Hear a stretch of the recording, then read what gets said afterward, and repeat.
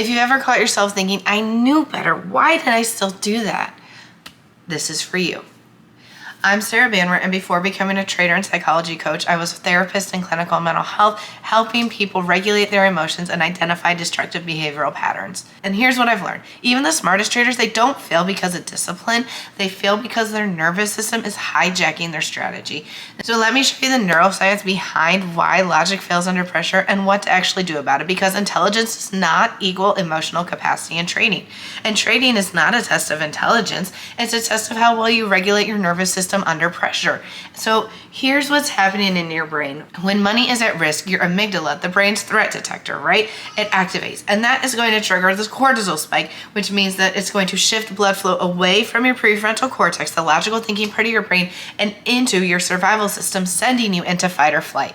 And according to research from Harvard Medical School, high cortisol impairs working memory and increases impulsive decision making, which means that your smartest self literally shuts down in real time. So this is why you can backtest flawlessly and still spiral live. It's not that you're stupid, it's that your prefrontal cortex is completely offline and your emotions are in full control.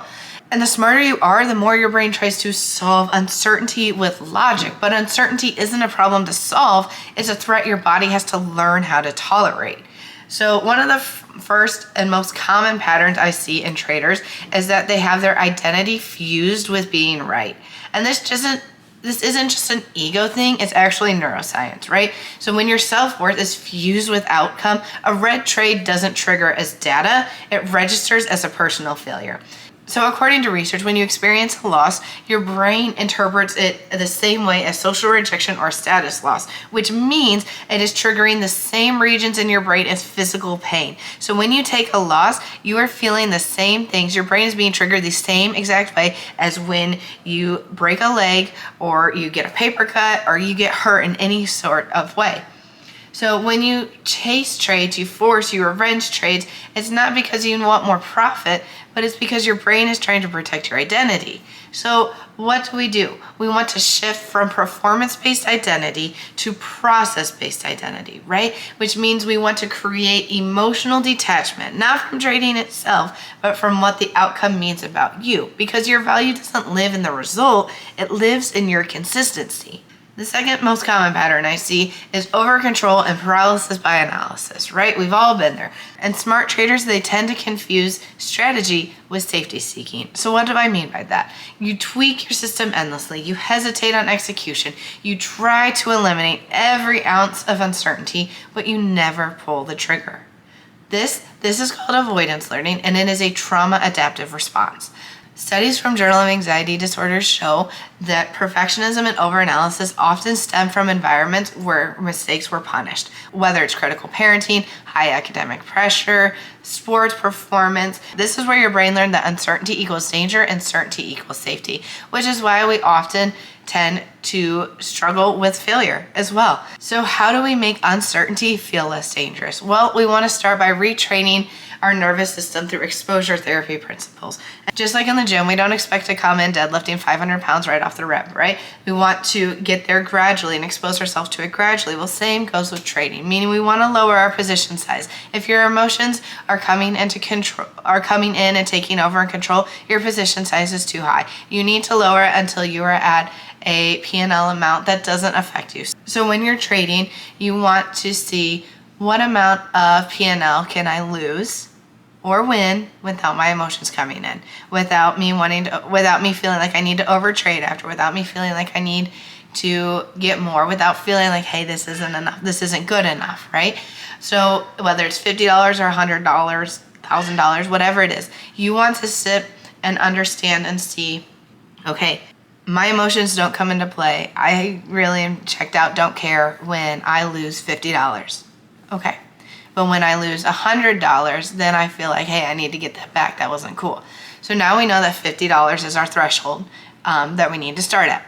And then we want to work ourselves up to $100, getting comfortable losing $100. So, okay, we lose $50, not a big deal. Now we want to try and lose $60. And when $60 becomes comfortable, doesn't bother you, then we move up to 70, and then 80, and then 100, and so on and so forth. That is how exposure therapy works, is slow and steady exposure to get you more comfortable. Because when you jump in and you lose $1,000 right off the rip, obviously your emotions are going to be in control because your brain is not programmed to be able to handle losing $1,000. Is that we want to execute when we have 70 to 80% confidence in our setups. We don't want to be going in for these 50, 60% confidence setups, right? We want the 70 to 80% confidence minimum. And then we want to get comfortable acting before we feel ready to act, because that just kind of pushes our barriers just a little bit, just gets us feeling a little bit more comfortable being uncomfortable, right? And then we want to regulate in the moment, not after disaster. So regulate in the moment is looking like your grounding exercises, your deep breathing, stuff like that. Because we're not working on building a perfect system. We're building a nervous system that can tolerate imperfection. And that's all we can hope for in trading, right? Is just being able to tolerate imperfection.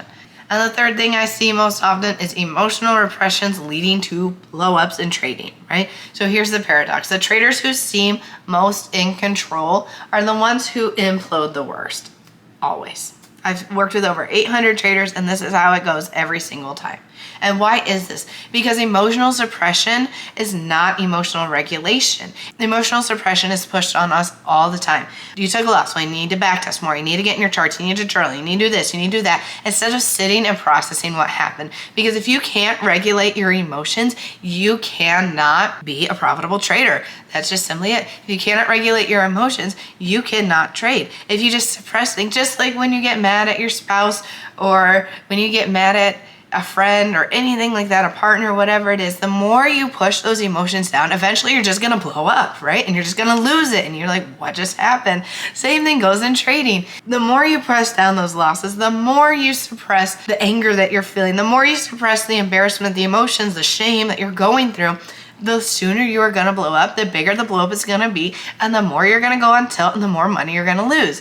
So if you don't regulate your emotions, you will never succeed in trading. And when you suppress your emotions, it activates stress signals in the brain. And when you suppress these stress signals, your sympathetic nervous system, aka your fight or flight, is going to build up activation beneath the surface. And when it hits a breaking point, your brain flips into a cortisol dopamine spike, and you start trading to relieve emotion, not follow a plan. And this is called maladaptive emotional regulation. And it is one of the strongest predictors out there of poor trading outcomes. So what do we do when we get stuck in this loop of emotional suppression? First, we want to start with bottom-up regulation strategies, right? The first is going to be 5-5-5 breathing, which is going to activate your parasympathetic nervous system. So what that is you breathe in through your nose for 5 seconds, hold it for 5 seconds, and exhale through your mouth for 5 seconds, like you're blowing through a straw.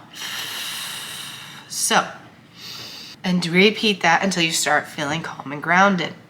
So what this breathing does, when you activate your parasympathetic nervous system, it starts signaling to your brain, I'm calm, I'm safe, everything's okay. It slows your heart rate, and it does the exact opposite of what the sympathetic nervous system does, your fight or flight system. It's going to turn off your fight or flight, right? We can also do cold exposure or vagus nerve stimulation. So cold exposure, splashing cold water on your face, holding an ice cube, anything like that. Vagus nerve stimulation, you can play with your ears, you can gargle water, do anything like that, stimulate your vagus nerve, which will activate calming stimulation and help your brain release from fight or flight. And then we can do self-talk rooted in emotional safety, right? Meaning my worth isn't tied to this trade. My losses are just data. And by doing this, by rooting your self-talk in emotional safety, I know a lot of people tell me I feel stupid doing this. This doesn't do anything to me. But what it actually does is it rewires neural pathways in your brain, and it helps you build new ways of automatic thinking, which is really important in trading, because right now we are trading based off of what we've always grown up with. And if we have grown up with critical thinking, if we have grown up in environments that weren't necessarily healthy, we're going to automatically revert to those, because your fight or flight is controlled by your subconscious, and your subconscious is developed based on everything we learned growing up. So not only are you trying to rewire your emotions for trading, you are trying to rewire an entire lifetime's worth of thinking.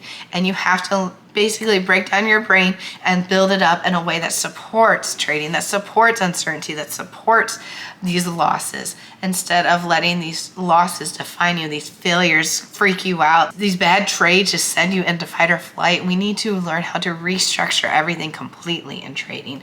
And that starts with rewiring neural pathways, which starts with positive self-talk. Because in the end, you cannot out-discipline a dysregulated brain, okay?